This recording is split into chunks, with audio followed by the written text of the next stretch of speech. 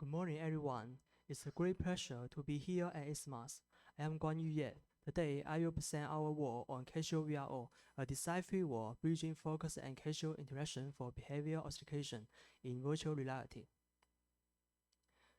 Authentication is essential in VR. Behavior by merging source permits in VR because it uses the natural interaction. Example include actual motions, throwing objects, and virtual typing. Compared with the password entries, it reduces the memory load and invite manual input. However, most behavior authentication methods need focused interaction. They often require sustained virtual attention. For example, slow to unload, ask the user to lift a ball and do precise hand motion when keeping their eyes on the target. When users can use their gaze and are busy with other tasks, these methods are hard to use. In realities, many users face the physical limits or psychological barriers. These limits stop them from fully using device. They may be multitasking, or their eyes may be busy with a main task. For example, they may paint and select color with the other hand, or they may walk and choose the nearby targets. Their ability to interact changes over time. To improve the authentication experience is the worst design for casual interactions. So our question is, how do we design a casual paradigm for behavior authentication in VR? The first step is to understand what user interaction engagement is. Engagement with a device varies by context. At high engagements, the user is all in. They get full attention. Attention and response are targeted in time. Playing VR game is a common case. At low engagements, interaction is the secondaries or incidental.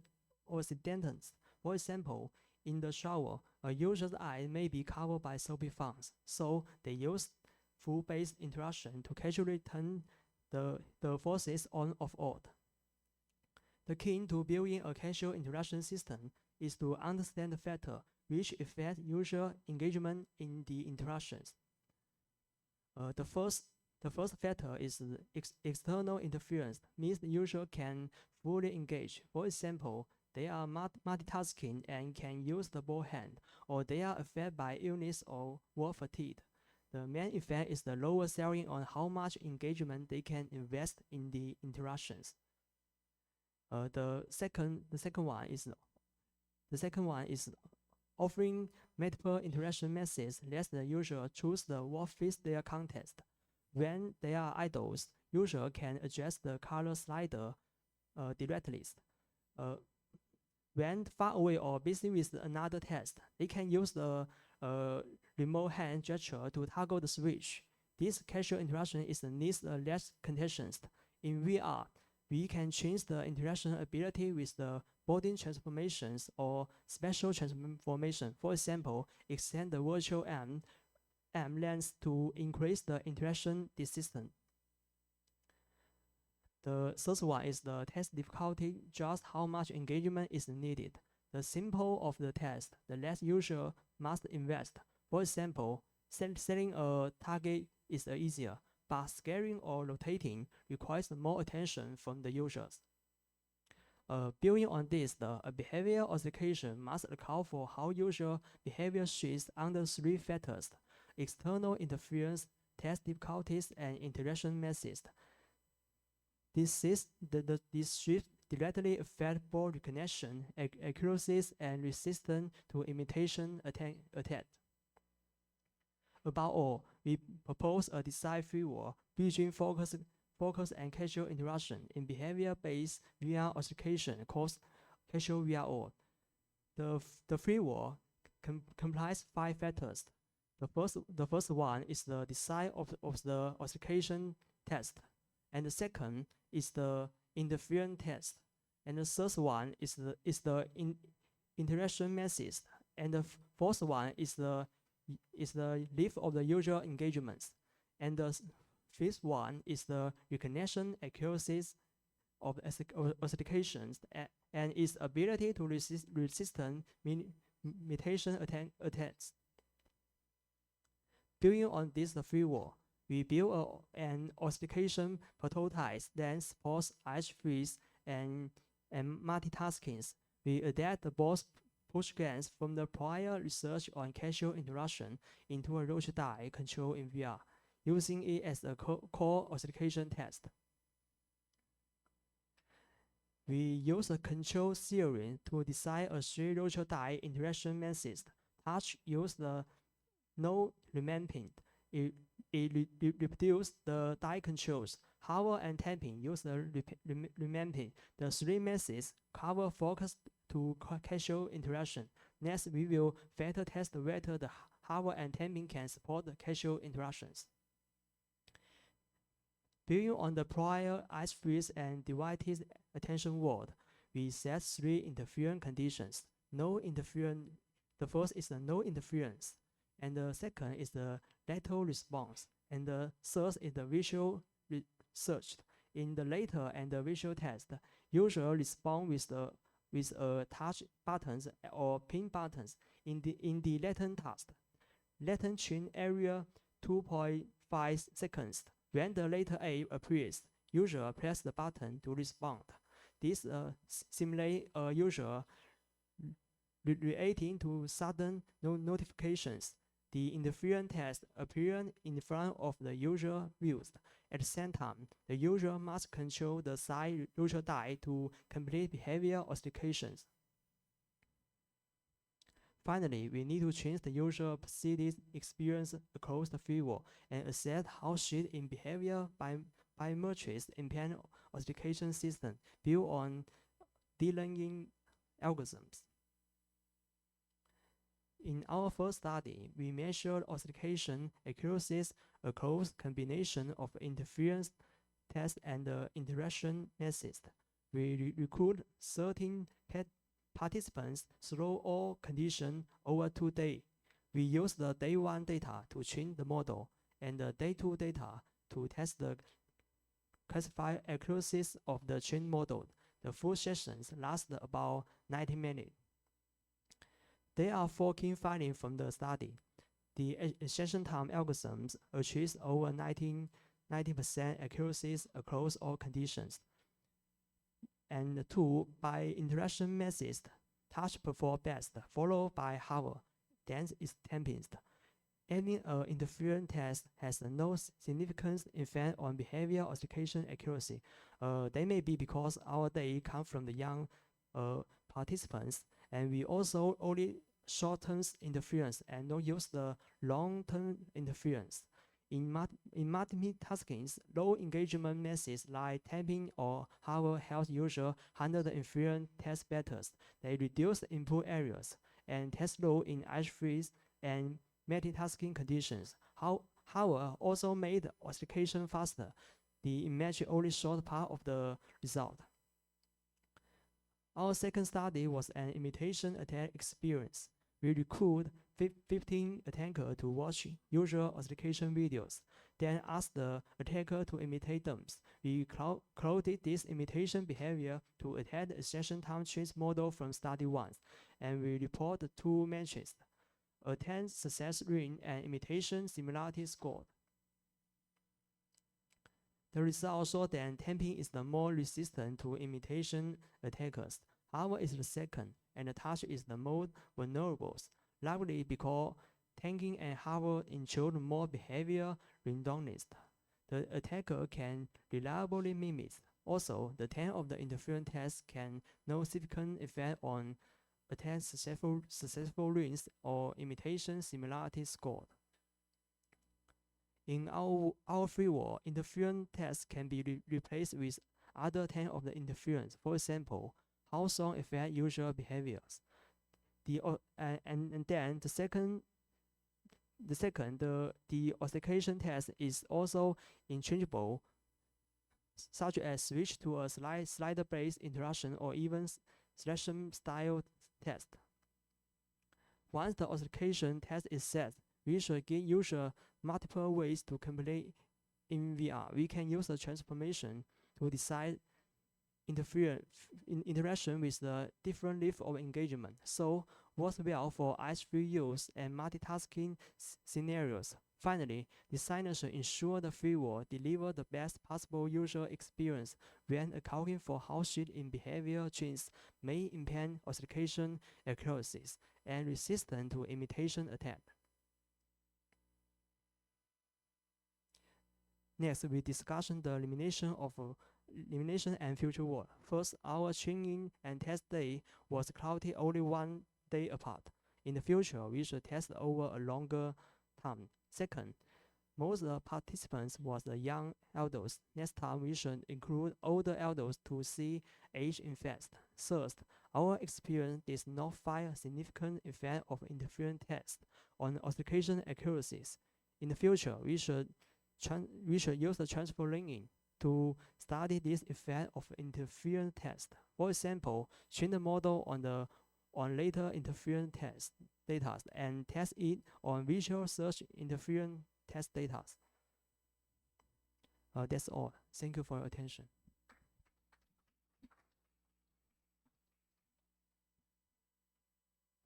Okay, questions? Please. Thank you very much for nice talk and also nice research. I'm wondering how complicated is the neural network that you're using? Can you elaborate a little bit about the architecture? I understand that you use a neural network to detect if this is the same person or not. The neural to ball and to test.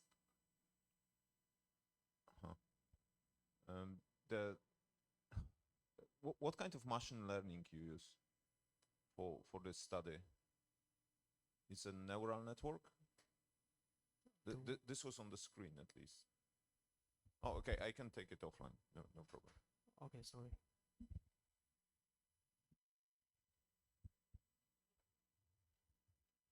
Okay, other questions?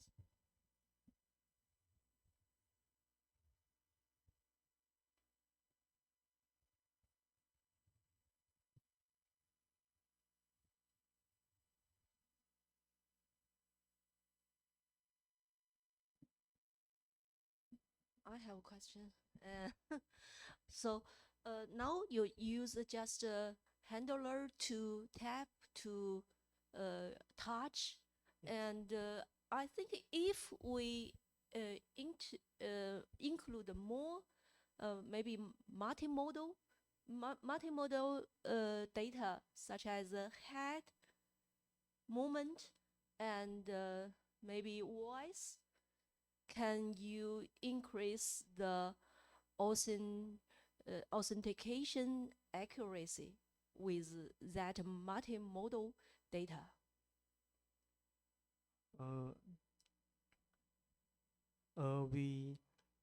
We catch the behavior. For example, we do the behavior to control the die, the rotor dice, and we collect the behavior features. For example, the positions in the VR and the rotation and in the VR. We use this feature to change our models and test our model. Okay. What else?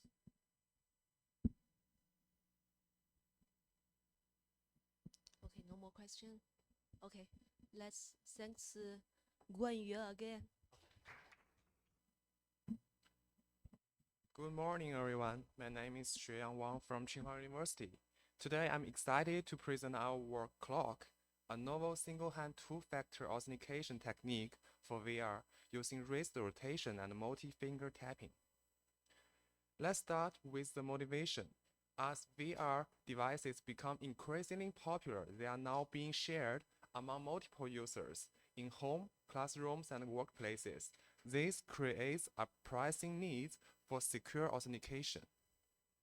However, current solutions have significant limitations.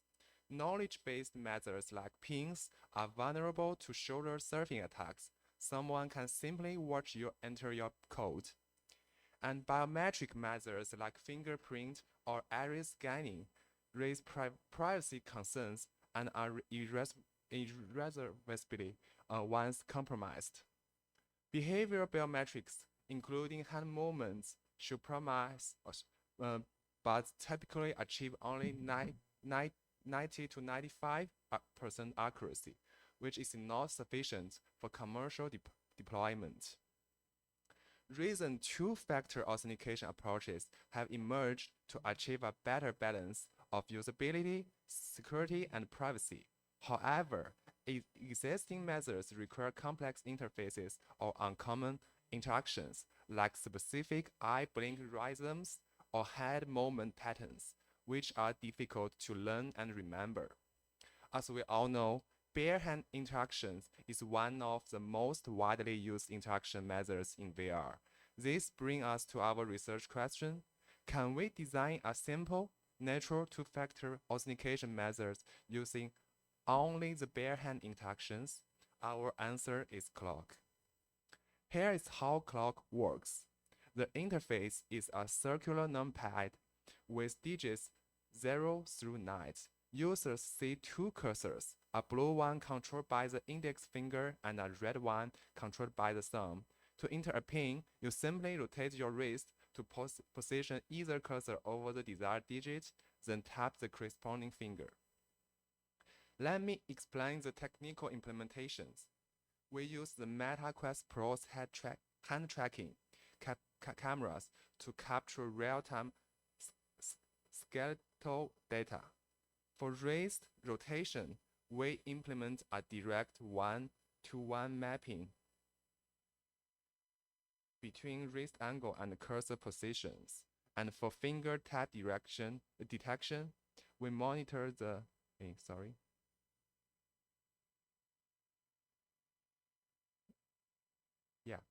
For wrist rotation, for finger tap detection, we monitor the bending angle between the wrist to finger roll vector and the finger roll to fingertip vector.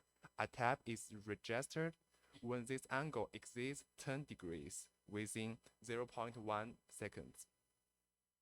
To optimize the interface design, we conducted a preliminary study with 24 participants. We tested 3 design factors: the number of cursors, key density, and cursor interval. And the results clearly show that 2 cursors, medium key density at 22.5 degrees, and medium cursor interval of 3 keys performs the best. The key innovation of the clock is that it simultaneously captures 2 authentication factors: the knowledge factor, your pin, and the behavioral biometric factor, your unique hand movement patterns during input. The system works in 2 phases. During registration, users register their pins. This captures both their pin and their behavioral patterns, which train the authentication model. And during the login, users enter their PIN once. The system then performs dual verification. It checks both the PIN correctness and the behavioral biometrics extracted from hand movements. Authentication succeeds only when both factors match. The behavioral biometric component relies on rich hand movement features during the input. From each finger tap segment and wrist rotation segment, we extract 3 types of features: finger bending angles across all 5 fingers, palm orientation, and palm position. We evaluated 6 machine learning algorithms for user identification. As you can see from the results, random forest consistently outperformed all other methods. And we also implemented a voting mechanism that aggregates predictions from all tap and rotation segments. Along with a confidence threshold to reject imposters, the system also includes adaptive learning techniques to accommodate natural variations in users' behavior. Please refer to our paper for more technical details. Through semantically analysis, we determined that the optimal configuration of the registration is a 3-digit PIN with 6 registration attempts. And you might wonder, isn't a 3-digit PIN less secure than traditional 6-digit PINs? The key is that our behavioral biometrics aid significant security entropy, and we will show later this configuration achieves security comparable to longer pins while being much faster to use. For the usability evaluation, we recruited 20 new participants and compared clock against 4 common VR authentication methods: laser-based PIN and pattern entry, and touch-based PIN and pattern entry. To test clock's versatility, we evaluate across 4 postures: sitting, standing, reclining, and walking, reflecting realistic VR usage scenarios. The results demonstrate clear performance advantages. For login time, clock achieved 3.7 seconds, significantly faster than laser-based methods at 6.8 to 7.6 seconds, and comparable to touch-based pattern entry. And look at the performance across different postures. Clock proved remarkably robust. Login time remained consistent across seated, standing, and reclining postures, all around 3.7 to 4.2 seconds. Similarly, authentication success rates and false rejection rates were stable across static postures. User feedback are significantly positive in privacy protection, social acceptance, and physical effectiveness. 90% of participants deem clock the safe, cites its minimal movements and complex gestures that are hard to observe, and users also appreciated the minimal arm movements, with which reduce fatigue and compared to the method requiring extend arm gestures. While ease of learning was initially lower due to the novel interaction, 60% of users indicate that it becomes easy after some practice. Now, let us examine security. We evaluate shoulder surfing resistance at 3 observed distances. For the entire entry guess accuracy, which is the probability of correctly guessing the complete PIN, clock achieved only 3.3% at 1 meter and 1.6% at farther distances. In contrast, baseline methods show dramatically higher vulnerability. Touch-based method reached 60% deciphering rates at 1 meter, and laser-based methods exceed 20%. Participants note that clock lays off spatial references, and its dual cursor design and small motion amplitude effectively mask visual cues and make the input inferences extremely difficult. To test the true two-factor security, we simulate the worst-case scenario. Attacks know the complete PIN and the gesture sequences. And even with the full credential knowledge, clock maintained a false acceptance rate of only 2.3% with 20 rejected users, and the false rejection rate also maintained low at 3.2%, ensuring legitimate users are not blocked out.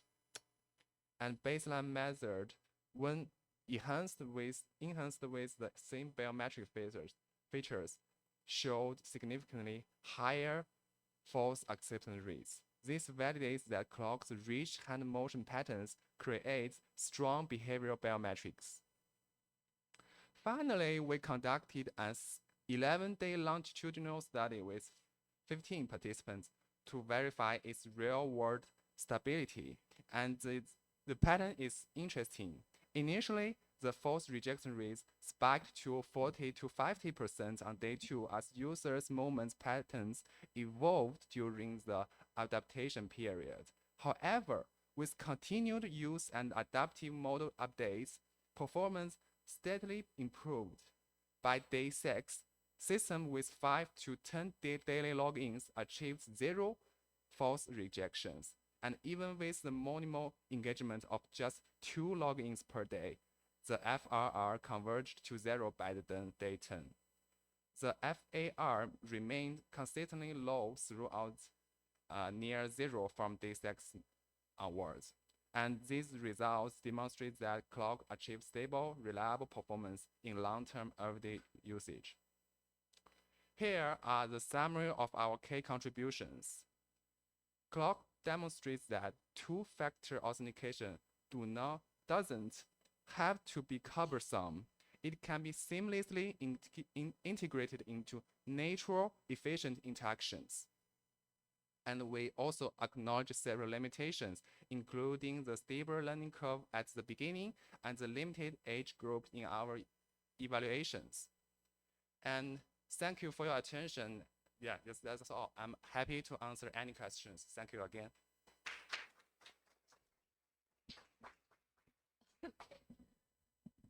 Okay, questions? Yeah, thank you so much. I really like the study, especially the detail, long-term validation. If you can please go to the slide of long-term validation. So usually, I'm sort of from biometrics community, we report the FRR at a specific false acceptance rate, right? For example, 1 in 50,000. But here you're basically reporting both of those metrics changing over the days. And so the question to you, what is exactly fixed in this setting? So because it's a little bit of a different metric reporting thing that I'm used to. You mean the configuration during the long-term usage, which is a fixed? Yeah, so the way how I would be presented those graphs, so I would fix, for example, false acceptance rate to a specific number, and then only would be reporting false rejection rate. And so it basically gives you that you are keeping a security of the system at certain level. We're looking at how the usability changes, and you have selected a different approach, so I'm curious why. Yeah, so because, this is a lab study. So in the longitudinal study, we have to recruit multiple participants and ask them to come to our lab every 2 days and perform the same task. They register in the day 0 and they perform login attempts and perform the attack attempts in the following days. So so this is our setting. Yeah, thank you.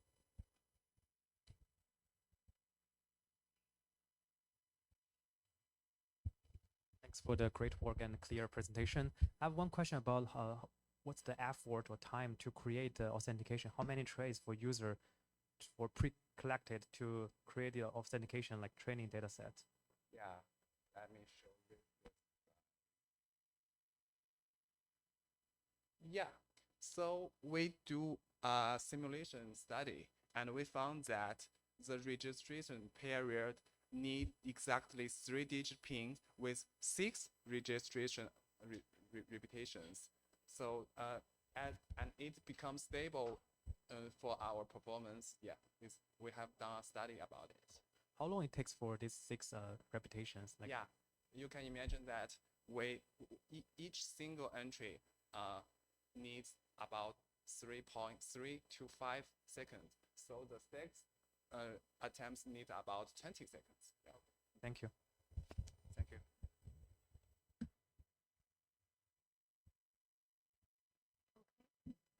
So I have a question. Okay. And please go to your pipeline. Okay. Pipeline. Yeah. No problem. Here.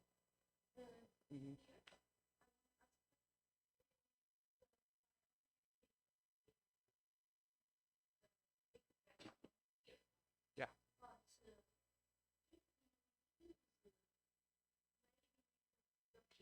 Yeah.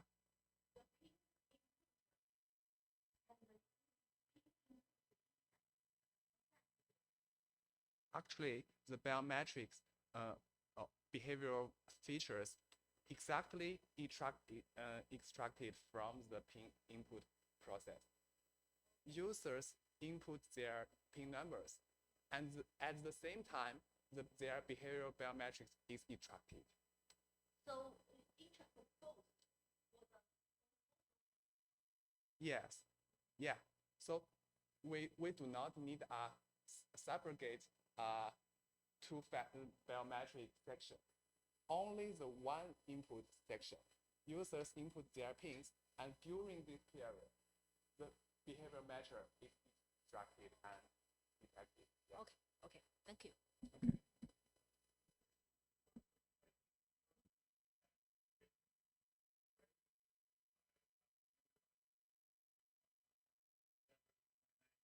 Yeah, that's a different. Yeah, yeah. Yeah, yeah. Yeah, exactly. It's our design. It's our evaluation method. Okay. You know. Okay, okay, Okay, thank you. okay. So much for having me here. My talk is a little bit different than the previous one on a slightly different topic, but I'm still quite excited to present it here. So our paper is titled Everyone Knows You're Watching Porn, Reflecting on First-Hand User Account on the Use of Public Perception of In-Transit Passenger XR. So we all know that we don't use XR headsets at home anymore. We take them outside as well, using them in different places, in public transport, with some headsets like the Apple Vision Pro even being advertised for this use case. And individuals like to share their experiences online, if this works, using different types of methods with videos on YouTube and text-based methods as well on different forums such as Reddit. So we decided to explore the existing use of XR devices in transit, focusing on text-based Reddit posts of first-hand user accounts. And we've done this to better understand the challenges faced by users, bystanders, and staff, and to better understand the social acceptability and challenges faced by the users. And by understanding this, we can then design systems to improve in-transit use by addressing problems that were derived from these first-hand user accounts. Before we started looking at our Reddit posts, we predefined our 4 research questions that we then tried to answer. We were interested in how people are using XR in transit, what are they doing, what forms of transport are they engaging with these devices on, what sentiments do they have towards the use of the applications, what challenges do they face, and what the social interactions are that occurred and how they're perceived. With this paper, we have 3 major contributions. We contribute a content analysis into first-hand user accounts of XR usage in transit with current use, desired use, and social acceptability. We provide an open data set of 437 first-hand user accounts of XR in transit that is available for all researchers on request. And we also provide a methodological approach towards Reddit to private scraping, filtering, organizing, and content analysis. And our Python script for this is also available for everyone on GitHub. If you want to use it, put the QR code at the bottom here. So how did we go about this? So first we built our Reddit scraper, which was based on a Python Reddit API wrapper. We then set out to scrape all of Reddit. We didn't want to just look at specific subreddits as to not miss anything, but in the end it turned out that 95% of our relevant posts actually came from 5 subreddits only, which were all XR related, as you can see. We created 100 search queries, which were all in the form of transport term and device, so airplane and best. And we ran this last year in July, which returned 11,150 posts, which then went through various filtering steps to narrow it down. Some of these were automated and some of them manual. So first we removed all duplicate posts. We removed non-Reddit posts to Reddit posts that just had links to other websites. And then we looked at the relevance of these posts with us only including XR and transit posts. So sometimes you would find people discussing flight simulators using VR. So we excluded those posts, and we were only interested in first-hand user accounts. So we excluded all opinions and questions that were stated. That left us with 137 relevant posts, 437 user accounts, and 20 bystander accounts, as we looked at both original posts and all of the comments made. And we then set up to analyze these based on our predefined research questions. In the next step, I'm going to take you through all of our research questions and the themes that we identified, and then give a quick summary of the main findings for each research question. So people mainly use the Apple Vision Pro and Meta Quest headsets in transit, which makes sense as these have travel modes. They mainly use them on planes and for longer journey durations, so 3 hours plus was the preferred journey duration. And then they also mainly engage with video content, as that seems to be the most suitable for constrained spaces. For second research question, the user sentiment towards XRUs in transit, we identified 3 themes in total, with people often mentioning tracking issues, which led to some negative experiences. Some people also mentioned even though there were some tracking issues throughout the flight, they still had a positive experience overall. They talked about incompatibilities and constraints, so they weren't able to play all the games they wanted to play because they didn't have the physical space available for them, which often led to some negative sentiment.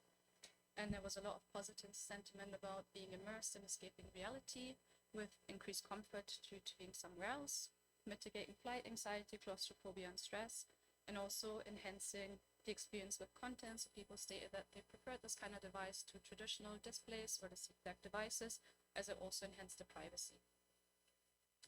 So to sum this up, there were mostly positive sentiments toward the use, focusing on escaping and experiencing XR, with XR environments distracting from the uncomfortable travel environments, making journeys feel shorter, and alleviating stress, anxiety, and claustrophobia. Most negative experiences were actually related to tracking issues of the headset and the controllers, and some negative experiences related to content issues, with many games not being able to be played due to space constraints or due to unstable Wi-Fi connectivity, which highlights the need for commercial applications that support constrained space interaction techniques. For third research questions, the challenges around XR and transit use, we identified 6 themes in total. Unsurprisingly, the first one was related to tracking issues again and display stability, with people describing how when they're on the plane, sometimes the virtual content just flies away, or when the plane goes higher, they would fall through the floor. They've discussed short battery lives. Often there's not enough charging slots on the plane, so they can't charge the device. So after 2-3 hours, they can't use it anymore. There were issues with comfort, eye strain, neck pain. There's some software applications that weren't usable due to Wi-Fi issues, Wi-Fi instabilities. There were some depth conflicts, and also again, constrained spaces and transport. They weren't able to use or play the games that they wanted to play. One of the main challenges that I've mentioned a few times now were tracking issues and the subsequent unstable virtual environments, which highlights the needs for stable travel modes and improvement in these travel modes. Space constraints and comfort was also a big issue here, with people needing larger physical spaces to engage in the games that they want to engage in, which validates prior assumptions in research that we need to design constrained space interactions so we can actually use our devices in these spaces. And interestingly, a lot of people also talked about depth-based occlusion, so virtual elements would be rendered behind physical elements, so behind the seat back or other passengers, making them unable to actually use the device, which highlights the demand for depth-corrected mixed reality interfaces. For our fourth research question, social interaction and perception, we identified 6 themes in total. The first one being uncomfortable social interactions and how people try to navigate these. So often they try to warn staff and other passengers, kind of show them how the device works, tell them when they're able to see them and when not. They try to avoid attention in general by choosing a window seat. They may try to maintain awareness with pass-through. This was a big topic that came up, that people tried to have pass-through on most of the time just so they could interact with other people when needed. And it shows suitable content as to not to engross in other people's personal space. There were a lot of social reactions that these people described, and they were very mixed in general, with some positive reactions, flight attendants being interested in the device, some negative ones, with the flight attendant even kicking the seat to get the person's attention, and then neutral ones as well. They described how they interacted with other passengers and staff. Some kept their headset on while interacting with other people, trying to make eye contact while they were doing this. Some didn't have any pass-through options, so other people and passengers had to physically interact with them, so they had to tap them. And there was also a lot of self-reflections and concerns, how they felt while on the flight. Also, again, very mixed. Some people felt very uncomfortable while wearing the headset, feeling judged. Others feel comfortable And some people even stated that they don't care at all what other people think about them. They just want to enjoy their flight. And then there was also some concern about privacy due to the cameras on the outside of the headset. Also, a big topic was preserving immersion and how to do this in social context. Some people chose to completely block out other passengers, to just be immersed in a virtual environment, which can lead to accidental interactions. One participant described how they were staring at another person throughout for a few hours because the virtual content was rendered right in front of that person's face. And often they choose full immersion with face recognition, so in case someone comes close by, they can still interact with them. We also had 20 bystander accounts in our data set. So these are people that were on a plane with someone that was using XR, and they were describing how they felt about that experience. Again, very mixed experiences. Some were curious, some didn't care about the other person. There was some judgment and even discomfort described, how people didn't really enjoy being seated next to someone using the device. To sum this all up, there's still a lack of established norms when it comes to XR in public spaces, and this is why a lot of users have different ways of negotiating social interactions. Some choose to preempt the issues, letting people know that they can see them when they're in VR. They try to hide away as to not get attention, choosing window seats, wearing caps to hide the device. And they often mention that they want a pass-through on so they can monitor the need for social interactions. And given the novelty of this technology and the mass unfamiliarity with it in public spaces, there was both positive and negative reactions to its usage. We believe that this will shift with more adoption of this. So if people keep using these devices in public, reactions will probably become more neutral or positive in general. So what does this mean for future research and development in the XR space? So one of the main topics that came up was reality awareness and social acceptability. Pass-through was one of the main things that people wanted, and some were complaining that certain apps don't allow for pass-through mode, so they chose not to engage with these applications as they wanted to have some awareness of their surroundings throughout.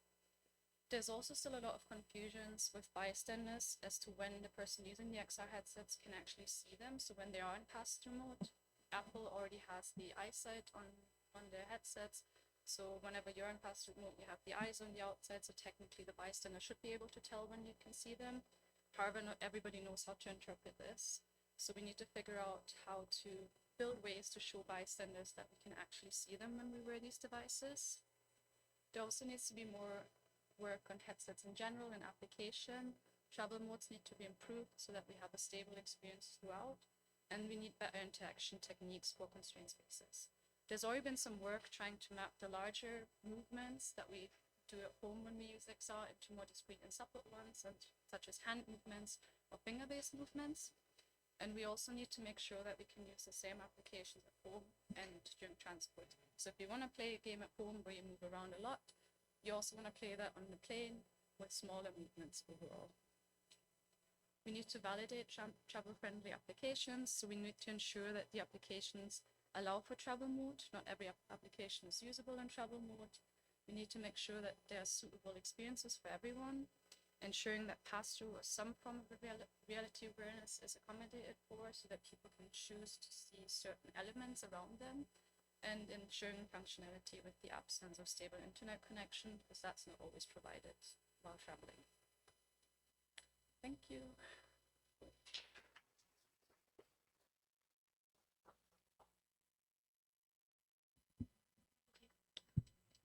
Question? Thank you very much. Fascinating today. Really like it. Do you have any thoughts why cyber sickness is not there? Because it's like so obvious, yeah? People are getting sick even without goggles, so. So I'm actually a cyber sickness researcher, and one of the big topics that we tried to look at here was cyber sickness, but it was only mentioned in 2 or 3 posts. So some people mention that when they take off or when the virtual environment around them like moves away, they seem to get sick. But it wasn't a big topic online, which was quite surprising to us as well, and which is quite interesting to see. Yeah.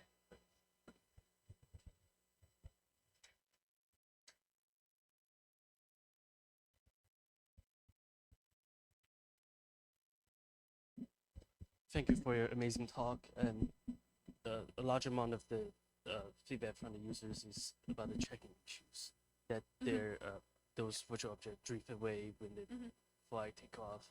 And have you noticed that they mentioned that is that because they didn't set up the travel mode correctly? So we had a lot of because we looked at the data that we looked at was over a year and a half, and you can kind of see how it changes throughout when they have like new travel modes coming out with some breaking it. And they were describing there was a lot of questions and advice given as to, oh, you need to set up the travel mode before the plane starts, so you need to do this.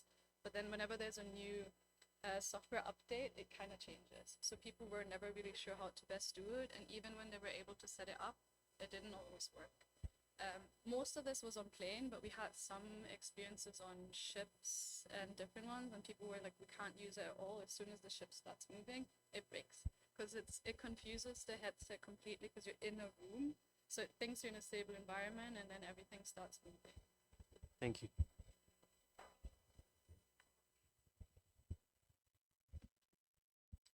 Okay, let's thanks. Thanks, Sachin Chair, for the introduction. My name is Yichen from George Mason, an assistant professor there. So today I'm excited to present our work, Siren Song, acoustic attack on post-estimation in XR headset. So this is a collaborative work with Zijian, Sophie, Nell, and Jesse. In this talk, I will show you how acoustic signal can be exploited to disrupt the post-estimation in XR headset. So XR headsets are now widely used everywhere. So in data visualization or even public safety training. So the heart of this application is post-estimation. So basically how the headset figure out where it is and what the way it's facing in the real world. So accurate post-estimation is essential for two main pipelines. So the first one is rendering. For example, the virtual object should actually appear exactly where it is in the real world. Secondly, for user interaction. So your hand gesture you made should depend on precise post-estimation. But here comes a question. So what if the post-estimation itself got under attack? If that happens, things can go really wrong. The headset may think you are moving while you're not. So this will lead into a mismatch between the real world and the virtual world. This mismatch can cause like some severe issues like VR sickness or even accident in the real world. So before diving into the attack, let me just quickly give you some background about post-estimation. So XR devices, they rely on a lot of sensors like camera, IMU, sometimes even eye tracking to understand the state of the user or where they are in the space. Among this, post-estimation is the key process that fuse the data from IMU and the camera to estimate the headset's position and orientation, which we call 6 degrees of freedom. And this result will be sent directly to the XR output. So it actually drives everything you see and feel in XR. For example, rendering the virtual object in front of you. So next one, I'm talking about the acoustic attack. So acoustic attack has been widely demonstrated on drones, cars, and mobile phones.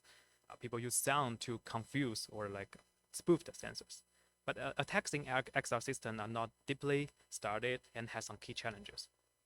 So firstly is the attack settings. So which means the attacker has no physical access to the headset or they cannot access the sensor logging. Another is pipeline. So typically on this commercial headset, the SLAM algorithm is closed source, which is like black box attack. Third one is the user impact. So prior work focused on system itself, so attacking systems themselves, but forget about the user's experience, which is important in XR. So the core idea behind the acoustic attack is not hard. So basically you have this sound waves, which can shake the tiny motion sensor, which is MEM inside the IMUs at the resonant frequency. So when this happens, so your IM readings got corrupted or poisoned. And this corrupted or poisoned readings are fused inside the post-estimation. And your final orientation or the position got poisoned. And this actually two output is important for XR output. So as a result, your XR world got disrupted. For example, the virtual object may rendered in the wrong place or your UI become misaligned. So let's look at our threat model. So firstly, attackers' capability, as I just explained, so they don't have any physical access. So the only lever is to play the sound next to the headset. Second one is the resources. So we assume that the attacker can buy the same like headset model and to profile the sensor to get the resonant frequency, which can help them to calibrate some effective acoustic signals. And attacker goal, they can range from mild, for example, they try to cheat in multi-user VR game, or too harmful, for example, trigger user VR signals or misclick.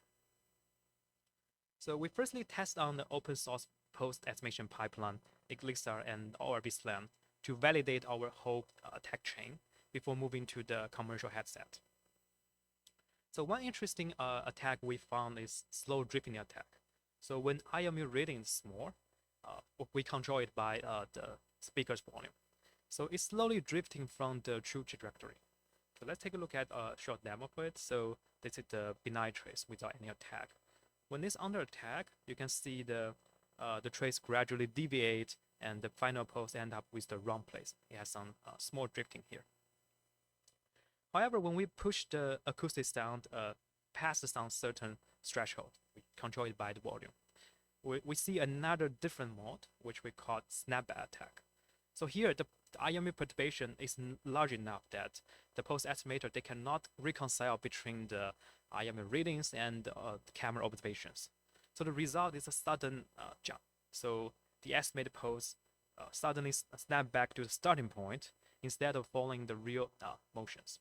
So take a look at the demo again. So when attack happens, you can see the final trajectory suddenly return back to the starting point.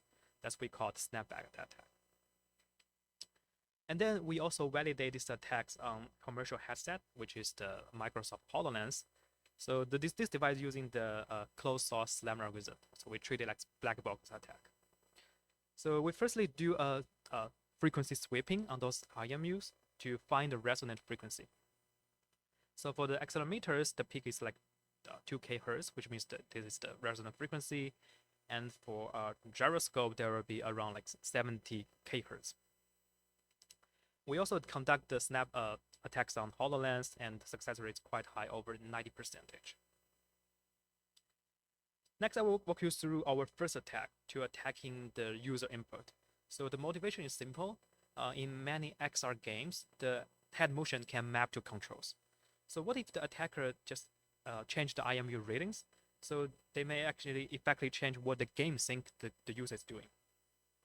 So to test this, we mount a HoloLens on small remote control car, and then when the car moves forward, we play the acoustic signal towards IMU.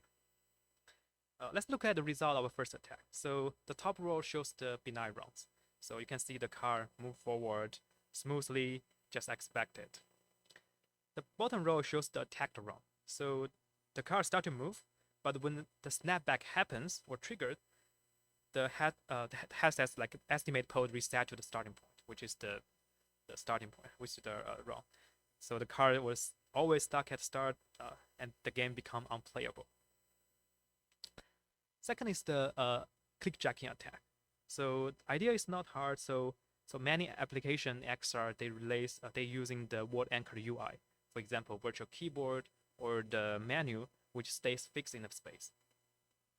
So, however, this interface assumes that the headset pose is accurate and stable. So if we made the pose drifting, so the UI will no longer line up with the user's real action. So in this short video, you can see that the keyboard is always fixed, no matter how user move their hand or their head.